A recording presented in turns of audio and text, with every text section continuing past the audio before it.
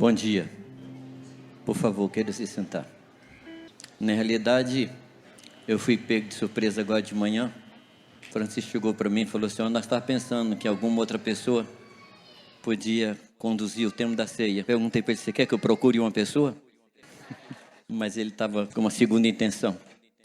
E assim, numa oração muito rápida, numa busca de Deus assim muito rápida, Deus me deu a palavra inclusão. Palavra inclusão. Sabe o que é inclusão? Não. Antes de tentar significar, tentar definir a palavra inclusão, eu queria que você fizesse um esforço de imaginação. Queria que você desse agora asas à sua imaginação e pensasse numa pessoa muito importante, uma celebridade. Não estou falando artista, futebolista, alguém que você tem uma honra muito grande em termos assim mundiais. Está pensando em alguém? Eleva o nível, pensa em outro. E pensa comigo, essa pessoa mandou um convite para você jantar com ele. Poucas pessoas foram chamadas e você foi chamado para sentar com ele e comer. E essa pessoa está vivendo um momento assim de muita dor, mas nesse dia ele chamou você e falou assim: eu quero que você jante comigo, coma comigo. Pois isso é exatamente o que está acontecendo aqui. O Senhor nos convidou para jantar com Ele. O Senhor nos convidou para nos assentar à mesa com Ele. Eu não sei como é que você se sente. Se você se sente honrado, se você se sente privilegiado, se você sente alguma coisa grande, eu não sei. Vai depender da admiração que você tem por aquele que Ele convidou. Não tanto por aquilo que está sobre a mesa, mas por aquele que nos convidou. Eu tive experiência no ano passado. Eu fui visitar um irmão, um pastor em Moçambique. Ele não me convidou, mas o Paulo Manzini e eu fomos lá. Vamos visitar. Primeiro, ele mora num lixão. Vários pastores moram naquele lixão. Então, você calcula o grau de pobreza. E nós chegamos lá, ele não tinha como convidar a gente para entrar na casa, porque a casa era um arremedo de casa. Ele não tinha nem água para nos oferecer, nem água. E ele ficou extremamente constrangido. E nós também ficamos com o constrangimento dele. Mas nós o abraçamos sua esposa, e nós o incluímos no nosso coração, e ele nos incluiu no seu coração. Esse ano nós voltamos lá. Não mudou muito a casa. Ele aumentou uma salinha e convidou a gente. E a alegria dele, daquelas duas pessoas tão importantes para ele, que eu acho que ele estava enganado, sentamos com ele ali para comer. Que comida maravilhosa, que comida fantástica. A bem da verdade, eu nem me lembro que eu comi, mas que comida fantástica. Porque a gente estava sentado, a mesa, aliás, não tinha mesa, mas a gente estava sentado à mesa de um homem ilustre, daqueles que a Bíblia chama os notáveis. Ele é um dos notáveis que estão aqui na terra. Ceia fala de inclusão. Não há inclusão que tem hoje por aí, porque também esse nome está na voga, está em moda. Está em voga hoje, inclusão. Mas o Francisco está me comentando que existe hoje um pensamento, um movimento do inclusionismo, que é diferente de inclusão. O inclusionismo que tem hoje, ele discrimina pessoas, inclui uma e exclui outras. Então é uma incoerência. Mas estou falando da inclusão que Jesus Cristo fez. Quando ele me incluiu, ele mudou meu estado de escravo, ele me fez livre. E livre assim, totalmente livre. Qualquer um de nós hoje pode sair daqui e cometer o pecado mais absurdo. Mas por que eu não cometo? Porque ele me incluiu na sua santidade. Eu sou santo hoje, você é santo. Porque quem se achega a ele se torna santo como ele é santo. Você foi incluído na santidade de Jesus. Amém? Você foi incluído na justificação. Ninguém mais, nunca mais pode acusar você de qualquer coisa, porque você foi justificado pelo único sangue que o justifica, o sangue do Cordeiro Imaculado. Você foi incluído na justificação e hoje você é justo. Amém? Isso lhe traz alguma coisa aqui, não? Você é justo, você é justo. E Paulo diz assim: se o meu coração me acusar de alguma coisa, maior é Deus do que o meu coração, porque ele me incluiu nisso. Ele me incluiu na sua morte, eu morri com ele. Aquele Jamê, que no caso aqui de vocês nunca conheceram, do qual me envergonho, mas ele não existe mais. Ele é uma sombra pálida que passa na minha memória, porque hoje eu estou incluído na sua morte. E se eu fui incluído na sua morte, eu também fui incluído na sua ressurreição. E o poder da ressurreição opera em mim. O poder da ressurreição está na minha vida. Mas também ele me incluiu na sua glorificação. Eu estou glorificado com Cristo para sempre. Não uma glória nascida em mim, não uma glória que vem de homens, mas a glória de Deus, que revela a sua própria bondade, o seu próprio amor, a sua própria generosidade. Nós somos cobertos com isso. Nós fomos incluídos no seu reino. Antes éramos não povo, agora somos povo. Agora somos povo. Éramos escravos, agora não somos mais. Não somos escravos de nós mesmos, não somos escravos de Satanás, somos escravos de Jesus, porque assim nós escolhemos. Assim nós escolhemos. Nós decidimos servir ao Senhor. Não por medo de inferno, mas porque o amamos. Porque o amamos. Inclusão também fala de incluir as pessoas na minha vida. Quando o anjo passa e vê o sangue na porta, ele diz assim: isso é do povo de Deus. Isso é do povo do Senhor. Mas se por acaso, naquela hora de profundo terror e medo, porque vinha aí o anjo da morte, da paz de Deus, para matar os primogênitos, mas se você saísse na porta e olhasse seu vizinho e tivesse uma porta com sangue, você diria: eu sou parte daquele e ele é parte de mim. Inclusão fala da gente incluir o irmão na vida da gente. E parece, talvez, seja a mais difícil inclusão que existe. Eu incluir as pessoas na minha vida. Eu deixar as pessoas entrar na minha vida. E ter completa liberdade em mim. Mas é isso que Deus quer. A ceia fala disso. A ceia, amados, fala que a partir de agora, nós temos uma consciência de nação. Nós somos a nação santa, o povo escolhido, o povo adquirido, propriedade. Qual adjetivo, hein? Exclusiva, peculiar. Você é propriedade de Deus. Amém? Você é propriedade de Deus, propriedade exclusiva. Sabe o que significa?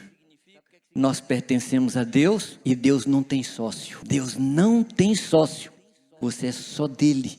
Por isso que a palavra diz que o Espírito arde em ciúmes, porque ele tem zelo por nós. É isso que ele é. Também nessa ceia, nessa inclusão, Deus nos deu mentalidade de família. Amém, amados? Um dia as pessoas disseram assim: tua mãe e teus irmãos estão aí fora, querendo falar com você. Foi o que Jesus falou? A minha mãe e meus irmãos são aqueles que fazem a vontade do Senhor. Que reviravolta, hein? Que choque, hein?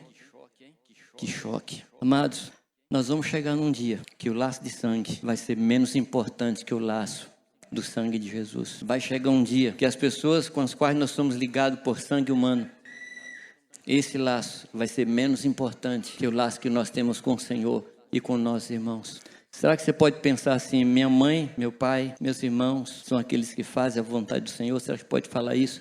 Não fala assim agora não, mas falar aqui dentro. Quem são minha mãe, meus irmãos? Quem são? A ceia fala disso, amados. Fala dessa inclusão. Fala dessa mudança de mentalidade. Fala de algo que Deus fez em nossas vidas. Amém? Você pode incluir irmãos na sua vida? Talvez passe por sua cabeça agora alguém que você não quer incluir. Sabe aqueles nomes que antigamente, quando você ia passar os nomes de uma agenda de um ano para o outro ano, e você deixava na agenda antiga? Sabe disso não, né? Ou porque morreram, ou porque nós matamos. Então, será que não está na hora da gente trazer para a agenda nova? Será que não está na hora da gente incluir essas pessoas na vida da gente? Porque você, sem ele, você é incompleto. Você é incompleto. Você não pode viver sem ele. Você não pode caminhar sem ele, sem ela. Mas a única maneira de você fazer isso é através do perdão. E essa ceia fala disso. Sabe por que nós assentamos com ele? Porque ele nos perdoou. Ele nos perdoou. Eu estava me lembrando de uma história de uma pessoal que estava recebendo uma pessoa que tinha assim uma carga profética muito grande, que falava sobre a vida das pessoas, e alguém chegou para ela e falou assim: olha, eu queria saber se você realmente é um profeta de Deus, e eu queria que você me dissesse qual foi o pecado que eu cometi ontem. Eu quero que você ore sobre isso, para Deus revelar. Aí a pessoa parou um pouco, foi conversar com Deus, falou assim: olha, não dá para dizer não, porque o seu pecado de ontem Deus esqueceu, então não tem jeito de falar para você. E Deus quer que a gente se esqueça dos pecados dos outros. Deus quer que a gente lance no mesmo lugar que ele lançou, porque inclusão fala de perdão. Não há inclusão sem perdão. Perdão aos outros, perdão a nós mesmos. Tem coisas que a gente fez que a gente sempre está trazendo, está arrastando um cadáver dia após dia, ano após ano. Eu creio que Deus quer que a gente deixe os cadáveres para trás, os pecados para trás, coisas que nós fizemos e que a gente carrega. Quem foi incluído somente você, não o que você fez. O que você fez, Deus deixou fora do arraial. Deus deixou lá atrás. E desses pecados Ele não se lembra mais. Amém? Você se sente incluído? Você está incluído? Ah, como eu estou incluído. Como eu estou incluído. Tem nada a ver com merecimento. Tem a ver com necessidade. Eu era o necessitado. E Deus me incluiu na sua morte. E como esse é um tempo de inclusão, eu queria chamar aqui as pessoas que estão separadas para trazer a ceia para nós. Por favor. Por uma coincidência muito grande, são irmãs que naturalmente estão sozinhas, mas só naturalmente, porque elas estão incluídas. Elas estão incluídas. Nós as incluímos em nossas vidas. Amém? Você tem esse coração de inclusão? Sim ou não? Quem é que você está incluindo hoje aí dos relacionamentos antigos que você não mudou de agenda? Quem é que você está incluindo hoje aí? Vamos participar desta ceia com essa consciência de inclusão. Amém? Podemos orar? Eu não sei qual seria a sua oração, mas talvez fosse um agradecimento pela inclusão e fosse uma atitude de incluir. Podemos orar? Você pode curvar sua cabeça? Dobrar o seu coração diante de Deus? Por favor, ore.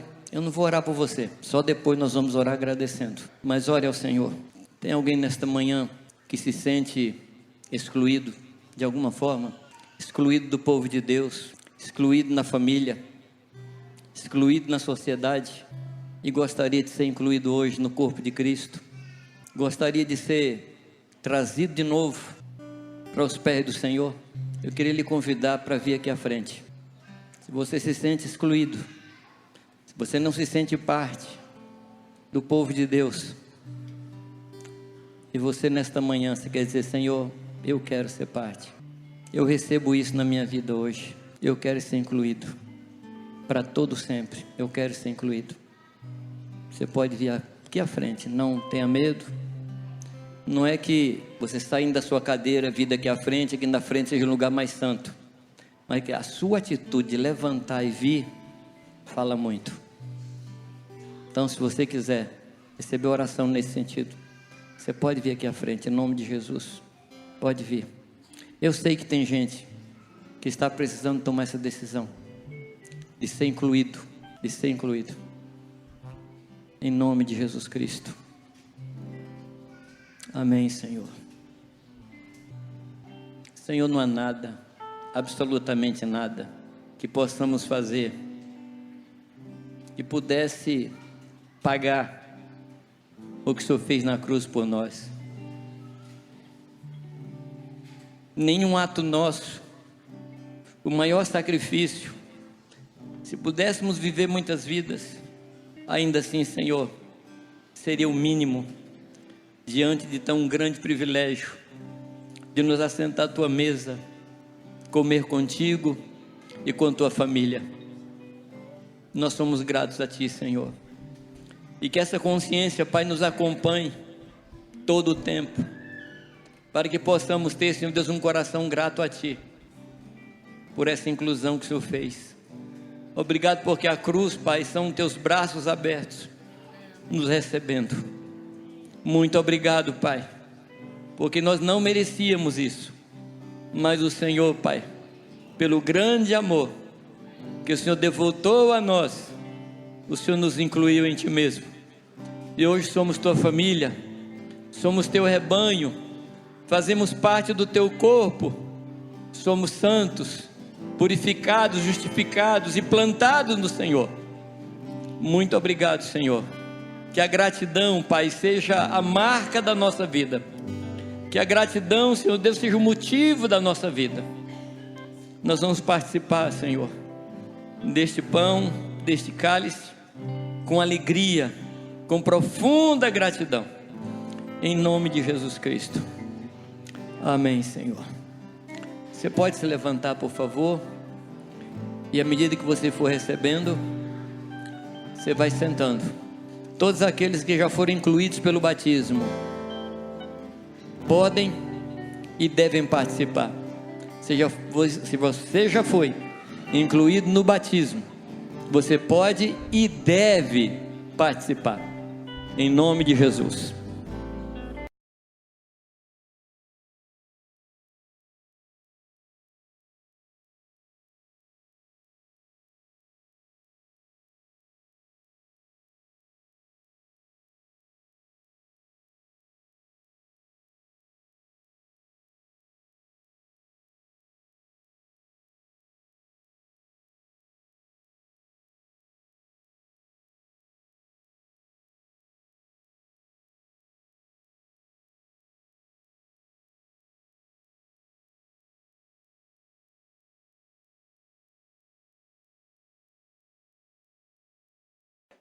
Amém? Amém. Fomos convidados por uma pessoa muito importante que faz parte do Supremo Tribunal do céu. Ele é o Supremo, não dá para apelar além dele. Ele é o mais alto. Ele é Vossa Excelência no sentido da palavra. Porque Ele é excelente mesmo. Amém? Quem está alegre por ter participado de Jesus? Por ter comido, ser incluído? Aleluia, glória a Deus. Então vou pedir para vocês ouvirem bem rápido, porque não queremos estender muito, mas fui incumbido de resumir a palavra que o Mansur deixou conosco, para que essa palavra não caia no esquecimento. Ele foi muito ungido por Deus para trazer uma palavra junto com testemunhos, e a palavra foi acendendo nossos corações, incendiando, e para que essa palavra não fique apenas como um momento muito gostoso, mas que passa, para que a palavra penetre e crie fruto. A Melissa teve uma visão nesse dia de um brotinho saindo do chão, e nós oramos para que tenha chuva sobre a semente que o Mansur semeou aqui, amém? Então nós não queremos que seja uma coisa interessante que alguém veio fazer e mais um conhecimento, mas a gente quer que essa palavra entre em nossos corações e cresça, amém, irmãos? O presbitério gastou muitas horas quarta-feira passada para conversar sobre como poderíamos contribuir para que essa palavra não morra, não caia no esquecimento. Mas mais importante do que qualquer posição do presbitério é a vida dessa semente em cada coração que está presente aqui, amém? Não adianta o presbitério vir com um plano, não adianta vir com algumas ideias, projetos, se não tiver vida em cada um de nossos corações. Essa vida é a coisa mais importante. Então eu vou dar vários pontos para vocês. Talvez você lembre mais de um do que do outro, talvez um te tocou mais do que o outro, mas a tentativa é ser um resumo, para depois você olhar, relembrar. Eu ouvi tudo isso em março, lá em Chipre, e fui depois olhar minhas anotações, depois que ele veio, são as mesmas coisas, ele não muda. Então eu ouvi aqui, ouvi lá, ouvimos várias vezes, e a gente percebeu que depois de ver várias vezes é que parece que começa a cair a ficha, começa a entrar. Então nós não podemos passar rapidamente para outro assunto, nós precisamos deixar que a palavra entre em nossos corações, que ele crie raízes e que Deus faça essa obra em nós. Então ele falou que Deus falou com ele que ele seria um incendiário, ele seria uma pessoa a acender fogos no mundo inteiro, ele chegar em igrejas que estão ouvindo canção de ninar, que estão lá ouvindo a musiquinha, falando assim: vai para a igreja todo domingo, dê o dízimo, o dia que estiver muito animado, abre uma casa de paz, ouça o louvor, curta o louvor, toma a ceia uma vez por mês, não cai em nenhum pecado grave, é bom que participe de um grupo de comunhão durante a semana, e aí você está zerado, pronto para ir para o céu, de rampinha com a música cantando. Isso é a canção de ninar nossa, do mundo ocidental. Nós achamos que é bom pregar o evangelho, que é bom abrir uma casa de paz, mas isso é assim, isso é um lucrinho, isso é uma coisa a mais. Nós fomos ensinados isso, nós estamos nisso há muitos anos, e toda pessoa que você for pregar para ela, ela já sabe que a igreja é assim, seja metodista, seja assembleiana, seja até católica, estão cantando as mesmas músicas. Então, assim, tem diferença no ritual, mas é tudo mais ou menos a mesma coisa. Então, nós que pregamos, e as pessoas a quem pregamos, estamos contaminados com a canção de ninar. E a esposa do Mansur não aguentou isso não, ela falou assim: se eu ficar aqui eu vou dormir também, eu não posso, deixa eu voltar para aquele lugar perigoso, deixa eu voltar para aquele lugar que não pode cantar em voz alta, deixa eu voltar para o lugar que eu corro o risco de perder minha vida, eu preciso ir para um lugar onde não está no barco, quentinho, tudo bonitinho, eu preciso sair sobre as águas, eu estou sentindo que eu estou morrendo espiritualmente, eu preciso sair. E Deus falou com o Mansur que ele seria um incendiário. Quantos se sentiram incendiados aqui com as pregações dele? Muitos irmãos aqui se sentiram incendiados. Não é pelo Mansur, é porque Deus falou com o Mansur que ele seria um incendiário, e Deus trouxe ele de muitos quilômetros de distância para nos incendiar. Amém, irmãos?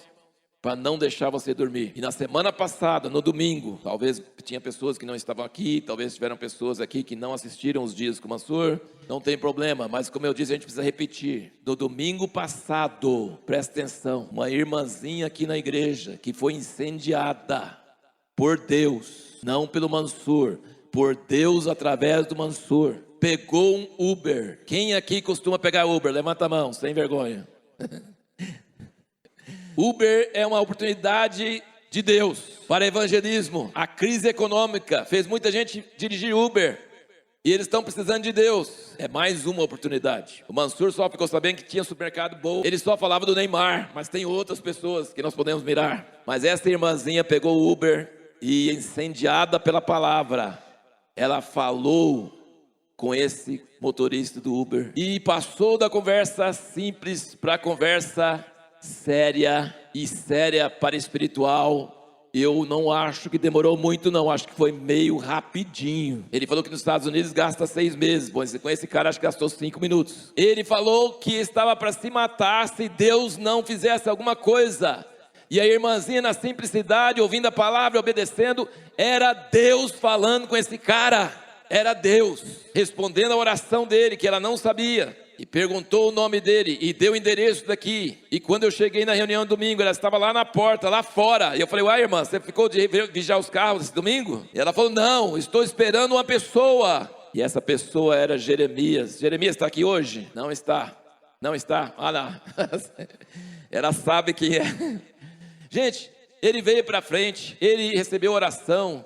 Irmãos, é isso que eu quero dizer. Eu quero dizer que nós não vamos copiar o que está no Irã, porque aqui não é Irã. Apaga isso da fita. Não é o... Mas posso falar à vontade de Irã, porque não sou de lá, né? Pode gravar, tá? Mas não é para copiar o que está lá.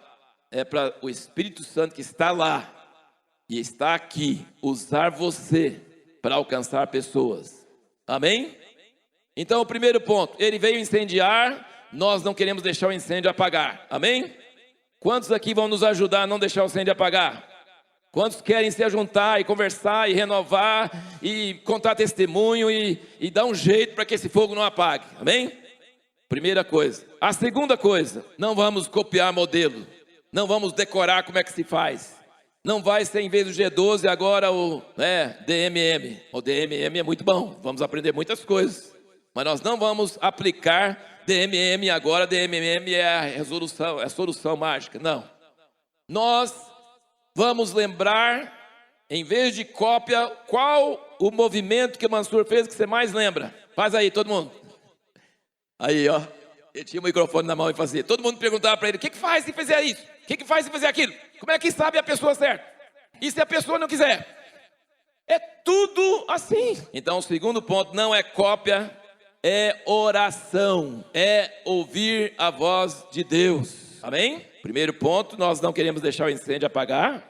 Segundo ponto, nós não vamos copiar nem os outros, e nem ele, e nem nada. Nós vamos praticar o que ele falou, que é orar e ouvir a voz de Deus. Romanos 10 diz, como ouvirão se não há quem pregue? Tem que pregar, tem que pregar. Tem que pregar, você não está pregando? Não, a pergunta continua. Como pregarão se não forem enviados? A palavra de Deus não é barata. A palavra de Deus não é para ser espalhada como se fosse um placebo que cura qualquer coisa. Não, a palavra de Deus é direcionada. Deus te manda para as cidades. Ele não deixa você ir para outras cidades. Na Bíblia, Paulo queria ir para vários lugares, Deus não deixou. Jesus ficou 30 anos e não fez nada. Ele fez cadeiras e mesas, ou arrumou telhados, ou sei lá o que o carpinteiro fazia naquela época. Jesus passou muitas vezes por um certo paralítico na porta do templo e não curou ele. Deixou o paralítico paralisado. Deus na terra podia curar em qualquer hora, não curou, porque não era a hora para curar. Tinha uma hora certa para ser curado, para 5.000 pessoas serem salvas, só por causa da cura de um homem. Você não faz o que dá na sua telha. Você não faz o que você quer. Suas palavras não afetam ninguém. Você não muda ninguém. E o Mansur falou bem claramente, se você conseguir ser muito eloquente e convencer uma pessoa e tirar todas as dúvidas dela, depois vem um outro carinha e vai conseguir desmanchar o que você fez. Mas se essa pessoa tiver um encontro poderoso com Jesus, pode vir o mais eloquente que tiver, que não vai conseguir tirar esse cara do caminho. Amém? Então, como pregarão se não forem enviados? Você precisa orar. Você precisa ouvir a voz de Deus. Você precisa obedecer essa voz. E aí chega no terceiro ponto. Essa ordem dos pontos tem nada a ver, é só para organizar qual a importância da ordem, né? Você arruma a ordem certa. O terceiro ponto é: você precisa sair da zona de conforto. Tem muita gente nessa igreja orando, glória a Deus. Toda oração é importante. Toda oração é válida. Toda oração sobe como vapor e ajunta e forma nuvens de avivamento. Mas oração genérica, oração cura todos os doentes do mundo, salva todas essas bolinhas que estão aqui. Não as bolinhas, as pessoas, né? Tudo bem, vocês sabem, né? É uma oração difícil de medir. É uma oração que não exige fé. É uma oração que você não tem que sair do barco. Oh Deus, ajuda Pedro, ele está andando sobre as águas. Não vai resolver. Para ter fé, Jesus disse: será que quando eu vier na terra vai ter fé? Você precisa sair da zona de conforto. Você tem que correr risco. Não, você não precisa ir para um lugar onde mata cristão só de falar o evangelho. Não. Mas você pode ir cumprimentar uma pessoa que você não fica à vontade em cumprimentar. Você pode sair do seu jeito, do seu estilinho de fazer as coisas e fazer de um jeito diferente. Você pode bater numa porta que você nunca teve coragem de bater. Você não vai morrer. O máximo que vai fazer é a pessoa olhar para você e falar: o que você está fazendo aqui? Mas você saiu da zona de conforto. Você saiu e correu risco. Vai dar certo todas as vezes? Não. Vai afundar? Vai. O que você faz se começar a afundar? Jesus! E ele: ei, por que você duvidou? Estava gostando, estava vendo você andando. Legal. Gravou, gente? Quer que Deus atinge pessoas através de você? Tem que sair da zona de conforto. Tem que ir fazer coisas que você não está muito à vontade de fazer. Tem que sair do barco, senão, me garanta que eu não vou afundar. Se Pedro tivesse gritado para Jesus: Jesus, me garanta que eu não vou afundar.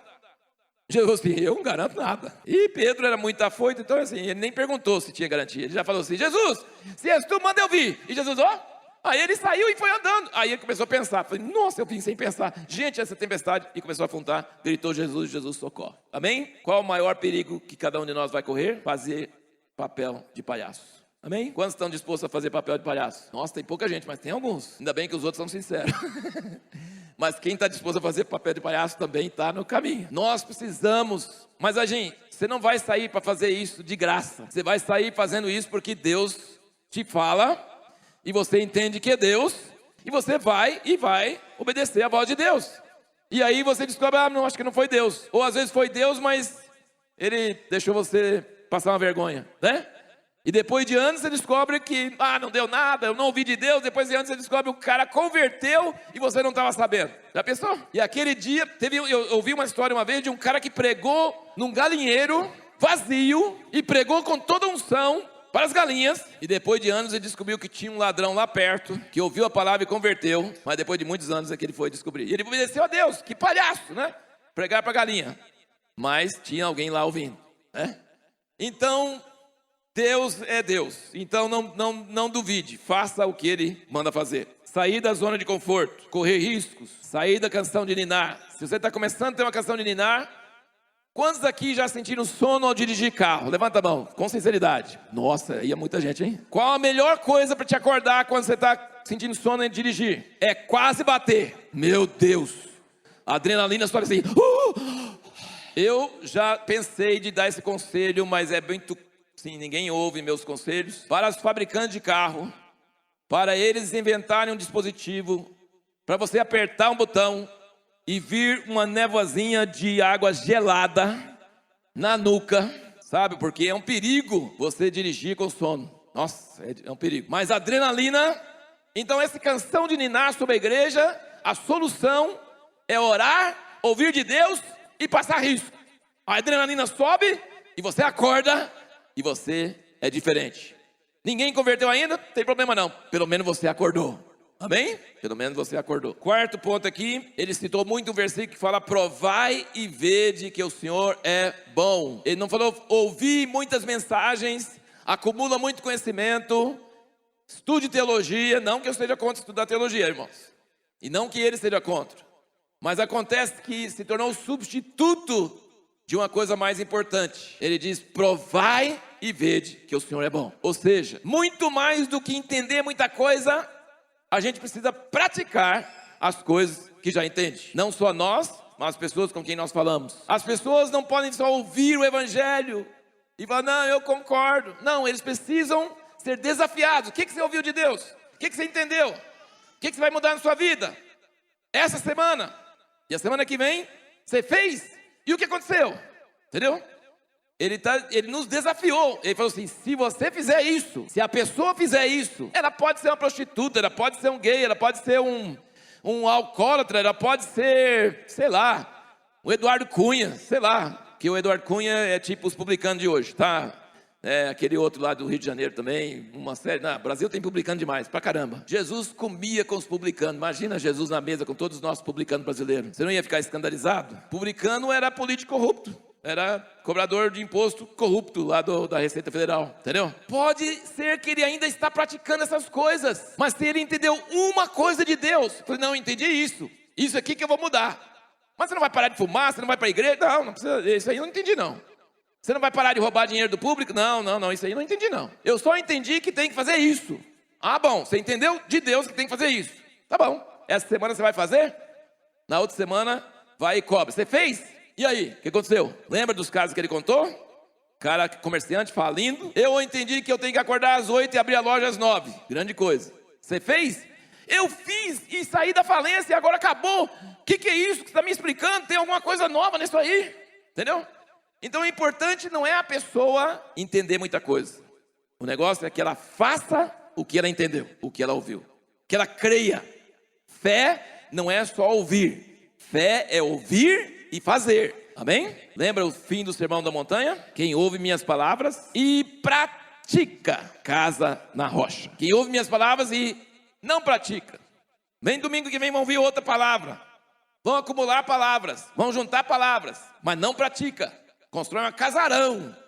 Vem a tempestade, leva tudo embora. Sem prática, não tem fé. Prática exige risco, exige mudança de hábito, exige eu fazer alguma coisa. Isso exige fé. E fé traz Deus em cena e Deus age. E a Bíblia diz que nós crescemos de fé em fé. Amém? De fé em fé. Ou seja, você não pode ficar na mesma fé. Você precisa crescer de fé em fé. Como cresce de fé em fé? Fazendo pequenininhas coisas pela fé. E a próxima vez, fazendo coisas um pouquinho maiores. E assim a fé cresce. E Deus age. E coisas acontecem. De fé em fé. Prática da palavra. Ouça e faça. Quinto ponto. Só oração não resolve. Precisa intencionalidade. Vou contar uma coisa para vocês daqui da igreja aqui. Aquela sala de oração ali é uma sala maravilhosa. Aquela é uma sala... Quantos anos tem a torre, Francisco? 10 anos de oração. Muitos anos de oração de madrugada. Muitas orações em outros horários. Aquela sala é uma sala cheia de oração. Mas tinha um quadro só de gente que precisava de cura. E uma vez o Jamê chegou e falou assim: muito bom orar para cura. E curas estão acontecendo. Mas por que nós não oramos para pessoas serem salvas? Serem tiradas do inferno? Foi só falar isso e começar a colocar outro quadro, nomes. Pessoas começaram a se converter. Irmãos, intencionalidade significa que só oração genérica não resolve. Nós precisamos da prática, nós precisamos da obediência. Mas nós também precisamos de direcionar a oração. Nós precisamos direcionar a oração e pedir coisas específicas, nomes específicos, endereços específicos, coisas específicas. Nós precisamos ser pessoas que querem que alguma coisa aconteça na terra e não só ficar jogando a oração para cima para ver se acerta algum lugar. Nós precisamos orar de forma específica. Amém, irmãos? Estão entendendo? Porque se nós orarmos assim, Deus vai responder assim e coisas vão começar a acontecer. Intencionalidade significa que nós temos a intenção, o propósito, o desejo para coisas acontecerem de fato, coisas específicas. Eu já vou perder a conta aqui porque eu não pus número aqui, mas acho que é 6, né? 6. O que ele disse? Ele falou: se entra na casa e cumprimenta. Vocês lembram como é que é esse negócio de cumprimentar? O negócio de cumprimentar é aquilo que nós já falamos. Ele falou, puxa conversa no mercado, na rua, no posto de gasolina, no pedágio. Tem que ser bem rápido se ele não tiver sem parar, né? Se estiver sem parar, você não vai conversar com ninguém. Puxa conversa, começa com o simples. Fala sobre o tempo. Fala se está quente, se está frio, se está todo mundo dando gripe, se está dando tosse. Fala sobre sogra, né? Brinca sobre a sogra, sei lá. Todo mundo tem sogra e aí todo mundo vai gostar do assunto. Ou então conta a história de pescador. Um assunto simples, alguma coisa. O Jamé arrumou um assunto sobre enxerto, não é? Não. Chá. Gente, o Jamé achou uma pessoa que é mestre em chá. Fez mestrado em chá. E descobriu que esses chás que ele está aí não é chá. Bom, conversa simples é puxar assunto, seja normal, não tenha que falar só coisa da Bíblia, citar a Bíblia. Isso dá uma canseira. Você precisa construir a sua vida na Bíblia, mas não fica só citando Bíblia para os outros. Você não é um gravador, você é uma pessoa normal. Uma pessoa, esposa de pastor, uns tempos atrás, me falou assim que vai para a academia. E ela falou assim, eu descobri que eu não consigo conversa normal. Que eu só fico em reunião de obreiros, em reunião, e pastoreamento, aconselhamento, em reunião. Aí quando eu vou conversar com a pessoa lá que está na academia, eu não tenho assunto nenhum. E é mãe de filhos, e tem vizinhos, e tem comida, e tem panela, e tem tanta coisa que eu poderia falar. Gente, a gente precisa sair dessa redoma. A gente precisa ser normal. Jesus sentava com aqueles publicanos. Que assunto que ele falava com aqueles publicanos?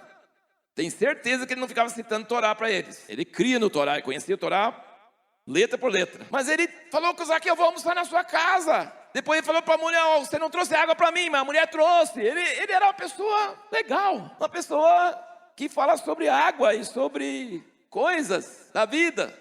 Quem acha que Jesus tinha senso de humor? Alguém acha que Jesus tinha senso de humor? É verdade que a Bíblia nunca fala que ele riu, mas eu acho que ele riu, só que a Bíblia não achou interessante falar, né? Ele era homem de dores e tal, mas eu acho, a cena que eu mais acho que ele tinha um senso de humor é quando eles estavam no barco lutando a noite inteira e ele lá orando na tranquilidade.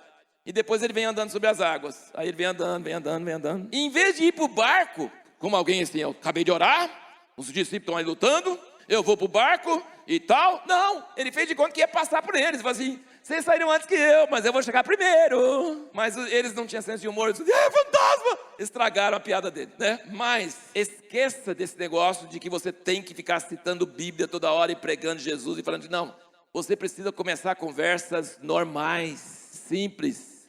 Mas rapidamente uma conversa normal pode se tornar uma conversa séria, quando a pessoa bate um papo com você e ela fala, eu estou pensando em me matar. Olha, aí fica muito sério.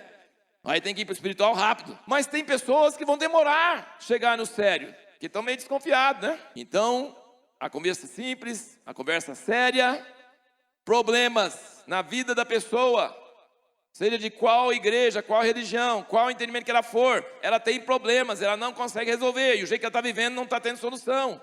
E é nessa hora que nós podemos desafiar a pessoa para encontrar com Deus, para ter alguma solução em Deus e ver o que acontece. Amém? Conversa simples, séria e espiritual. Está dentro do cumprimentar. O 7. Pessoas satisfeitas não estão prontas para ouvir o Evangelho. Pessoas que não têm problemas não são pessoas prontas para ouvir o Evangelho. Se eles vão ouvir o Evangelho, Deus precisa mandar uns problemas na direção deles. A maioria das pessoas tem problemas, não é verdade? Você já achou uma pessoa que não tem problema? É uma raridade, não é? Agora, a pessoa que não quer falar do problema, tem muitos. E a pessoa que não quer falar, por quê? Porque o problema ainda não agravou.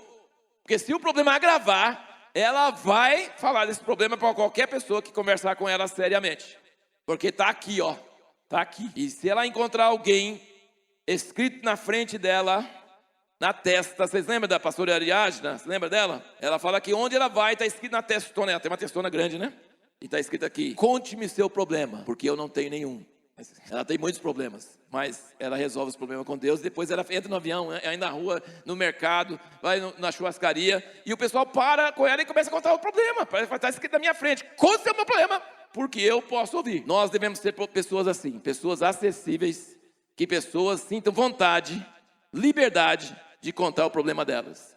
E quem conta problema para você, você se torna responsável por aquela pessoa. Ela abriu o coração para você, contou o problema, no mínimo você precisa orar por ela, nem que ela não saiba. Você precisa orar por ela, você precisa falar com ela sobre Deus, lá na frente sobre Jesus. Mas você precisa entender que pessoas que não abrem problemas, estão tranquilas, satisfeitas, contentes, não precisam de Deus. E nós precisamos achar pessoas que precisam de Deus. Amém?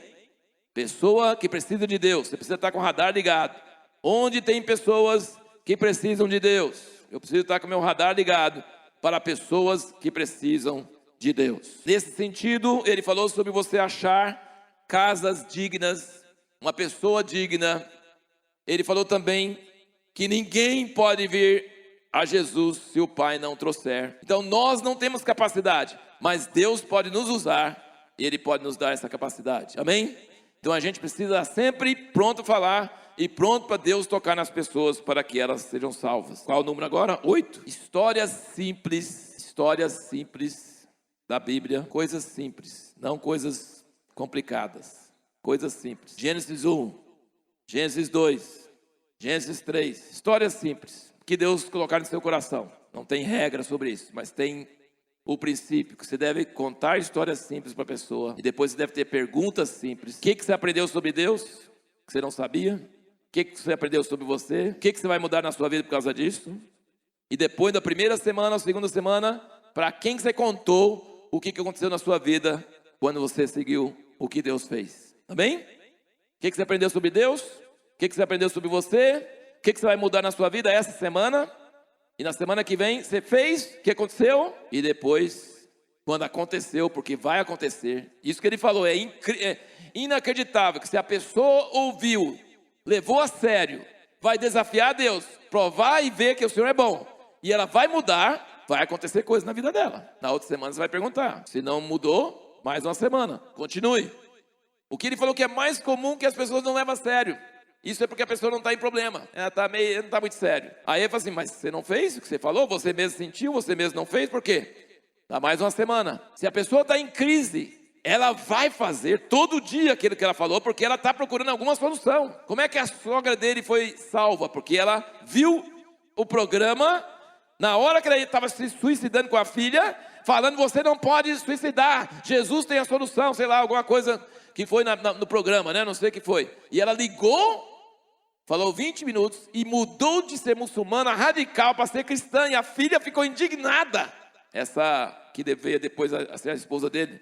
Ela ficou indignada com a mãe. Que é isso? 20 minutos? E você muda totalmente. A mulher estava morrendo. A mulher estava morrendo. Aí ela suplicou para a filha falar. E a filha falou e descascou totalmente as pessoas. Jesus não está com nada e tal, e tal, e tal. E falou tudo. Eles falaram assim, não. O cara falou assim, então só faz um teste. Faz uma oração simples para Jesus. Se em uma semana não tiver resposta, pode vir no programa e falar que Jesus não existe, que não funciona, que não tem nada certo. Aí ela fez uma oração daquelas sem fé e daquelas assim, só para obedecer, para provar que o cara estava errado. E no meio da noite, a mãe dela que estava morrendo, está viva até hoje, mostrou a foto assim, estava morrendo, ela não conseguia andar, estava sem controle da saliva, estava morrendo, ficando cega. Os médicos tinham dado 2 semanas de vida e ela ia se suicidar. Ela começou a andar e foi curada instantaneamente. Então Deus aparece, né? Mas só que ela obedeceu, né? Ela fez uma oração com raiva, incrédulo e tudo, mas ela fez a oração. E uma oração querendo provar que estava errado. Mas Jesus provou que estava certo. E aí mudou a vida totalmente e agora está mudando milhares de vidas por causa desse negócio aí. Tremendo, não é, irmãos? Então, essas perguntas, o que você aprendeu sobre Deus? O que você aprendeu sobre você? O que você vai mudar na sua vida nessa semana? E depois que Deus começa a fazer coisas, para quem você contou o que Deus fez na sua vida. Essas são as coisas que exigem que a pessoa tenha fé e tenha prática. Qual que é agora? 9. 9. Procurar não tirar a pessoa do seu contexto familiar, dos seus amigos. Procurar desenvolver na pessoa a habilidade de contar para os amigos, família, tudo, para quando vier para Jesus mesmo de verdade, que ela não venha sozinho, que ela venha com o grupo. Na Bíblia, muitas vezes, a família toda era salva. Então, assim, nós temos hoje muitas pessoas que vai só uma pessoa para a igreja, a família se conjura e ela perde as amizades, perde os contatos. Ele falou assim, procure entender que Deus pode usar uma criança para mudar uma família inteira, para mudar os tios, para mudar os avós. Não tira ela do contexto, faz ela transmitir o que ela está sentindo no contexto, sem palavras religiosas, mas ela falando e falando vai começar a atrair e trazer pessoas em bloco para a igreja, amém? Famílias, grupos de amizade, grupos de interesse. 10, mirar pessoas de influência. Nós precisamos entender que Deus age na história. Pense, sabe, no dono da empresa onde você trabalha. Pense em pessoas de influência na política, na cidade, em qualquer área que for. Ore, e se Deus dê direção, mire que essa pessoa pode ser uma pessoa que, vindo ao reino de Deus, vai trazer muita gente com ela. Quando Jesus falou para o Pai levantar trabalhadores da sua seara, tem muitas pessoas que a gente não consegue trazer, mas que pessoas que estão lá no mundo vão conseguir trazer, porque eles têm influência, porque eles têm contato. Lembra do que ele falou? Sobre o cantor popular lá, que fez uma música sobre Deus, que está sacudindo pessoas, coisa que jamais uma pessoa poderia fazer, está acontecendo através de uma pessoa que Deus colocou no coração deles para mirar, que era impossível, mas que Deus tornou possível acontecer. 11, não impor regras externas sobre a pessoa. Não, você precisa parar de fumar, você precisa parar de beber, você precisa fazer isso. Sabe por quê? Porque a pessoa ou não vai te escutar, ou se ela escutar, ela vai falar que isso é condição para Jesus encontrar com ela. E se ela achar que é condição para Jesus encontrar com ela, ela vai achar que merece a salvação. E isso é um terrível problema. Ela precisa ter encontro com Deus. E se ela tiver um encontro com Deus, essas coisas vão começar a cair um atrás do outro. Amém? Então, não impor regras externas. Nós estamos chamados para incentivar as pessoas a ouvir a voz de Deus. Então, nós não estamos ali para dar respostas. Não estamos ali para encher a cabeça dela. Nós estamos ali para assim, Deus está falando com você? Você ouviu alguma coisa nessa história? O que você entende que precisa mudar na sua vida? O que Ele quer que você mude? Entendeu? Então, nós precisamos desafiar as pessoas para que elas ouçam Deus e obedeçam. Porque aí elas vão ser pessoas realmente convictas e não só convencidas. Qual o número agora? 12? 12. Geralmente trabalhar em grupos de 2. Por que Jesus mandou de 2 em 2? Porque tudo é baseado em relacionamento. Agora, gente, quando ele fala de 2 em 2, o que você lembra de agora? Quando você fala de 2 em 2? Pensa agora. 2 em 2. Saímos para evangelizar. O que você lembra? Mormon, Russelitas. Você bate o olho e já sabe que é eles, não é? Ele não está falando para fazer isso não, tá? É para ir disfarçado. É para não ter terno. É para não ir de 2 em 2 parecendo gêmeo. Não. E não é para chegar e tentar ficar pregando. Não. Ele falou, vai de 2 em 2 que você faz conversa normal.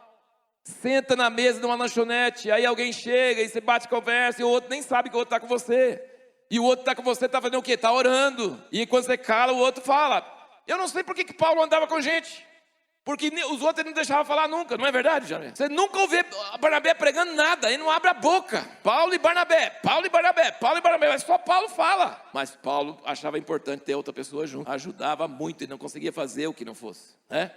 Então, 2 pessoas juntas, intencionais, levando conversas de amizade normais, podem alcançar grandes resultados. 13, estamos terminando, tá? Estamos terminando aqui. 13 é o seguinte: o problema de todas as pessoas em relação à vida eterna, salvação, Deus, é lealdade. A quem a pessoa pertence, para quem ela vive. E só tem 3 opções: viver para si, viver para um Deus errado ou viver para o Deus certo. Só tem 3 opções. O muçulmano não vive para si, o muçulmano devoto.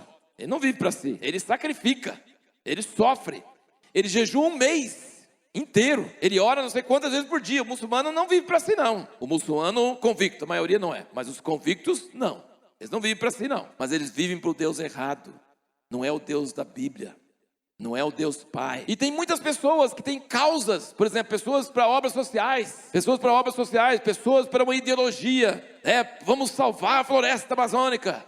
Ou vamos trazer socialismo. Ou vamos ajudar os pobres. Tem muitas pessoas que não querem viver para si. E eles adotam causas e vivem para essa causa e se negam. E realmente sacrificam. Mas não é para o Deus verdadeiro. A maioria das pessoas materialistas vive para si. Faz o que é bom para si. Egoísta. Muitas pessoas têm causas e servem um Deus errado. E Deus está chamando as pessoas para serem dele. servir o Deus verdadeiro. Amém? Ele não está chamando pessoas para ser convertidas e querer que Deus faça a sua vontade. Ele está chamando pessoas para se entregarem, para serem discípulos de Jesus e fazer a vontade dele. Amém? O problema da vida das pessoas é para quem ele serve, de quem ele é, para qual a motivação da vida dele. Ou é ele, ou é o Deus errado, ou é o Deus certo. É isso que a gente precisa entender. Lembra como é que eles fazem para batizar uma pessoa? Qual a pergunta? Eles não perguntam se a pessoa tem a senha do céu. Você crê que Jesus é o Filho de Deus, que veio em carne? Eles não falam sobre credo. Eles falam uma coisa um pouquinho mais radical. Você está pronto para morrer por Jesus? Se chegar aqui com fuzil, você morreria agora ou você negaria Jesus? Não, eu não negaria, eu morreria. Então, batiza. Então, é a prova, porque é claro que Jesus é o Filho de Deus, é claro que ele, né? É tudo porque se eu morro por ele, é claro que essas outras coisas estão envolvidas, né? A lealdade é uma coisa que é salvação. E agora 14, 3 características de uma pessoa que é discípulo de Jesus, porque a gente está querendo trazer as pessoas para ser discípulo de Jesus. Quais são as 3 características? Primeiro, que ela é obediente a Jesus. O que ela ouve Jesus falar, ela faz. Uma pessoa que é discípulo de Jesus, ela obedece. Ela não só ouve, ela faz. Ela corre risco, ela vai atrás. Segundo, ela é uma pessoa que consegue ficar firme debaixo de perseguição e tentação. Ela não precisa da igreja sempre correndo para levantar, para apoiar. Não, ela é uma pessoa que tem convicção.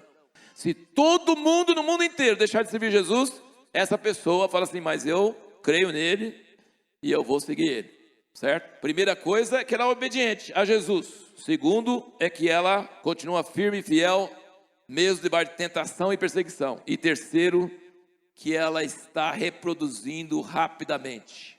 O discípulo de Jesus, que tem o evangelho, vive dentro dela, está sempre trazendo outras pessoas para ser discípulo também. 3 coisas que ele falou que são um discípulo verdadeiro. E aí eu pus, está no 14, né? Pus 15 e 16.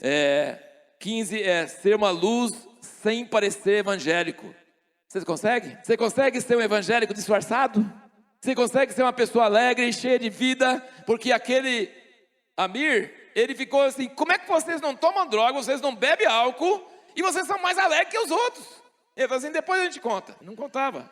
O cara ficava encucado, porque eles eram alegres, eram amorosos, eram cheios de vida e não ficavam citando Bíblia ou falando versículo e nem falando de igreja, nada. Então ele falou assim, o que vocês têm? Então assim, o alvo é ser luz sem parecer evangélico. Não é bom isso aí? E o último, levar as pessoas para um encontro de poder com Jesus. Levar as pessoas para um encontro de poder. Se você está sempre procurando nesse caminho que a pessoa encontre com Jesus. Que depois que ela encontra com Jesus, ela não é um convencido. Ela é uma pessoa que virou discípulo mesmo. Ela tem uma mensagem pessoal. Eu estava lendo hoje que Jesus viu as multidões e ficou muito pesaroso. E falou, eles estão como ovelhas que não tem pastor.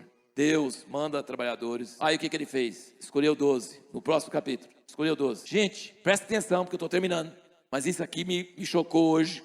Eu nunca tinha pensado nisso. Um dos 12 era Judas Iscariotes. E Jesus deu poder para os 12 para curar, expulsar demônios, ressuscitar mortos e pregar o evangelho do reino. Já pensou se fosse o Judas Iscariotes que pregou para mim? Já pensou se eu fosse o morto que Judas Iscariotes ressuscitou? Gente, e não precisa ser Judas. Os outros não eram nenhum santinho, tá?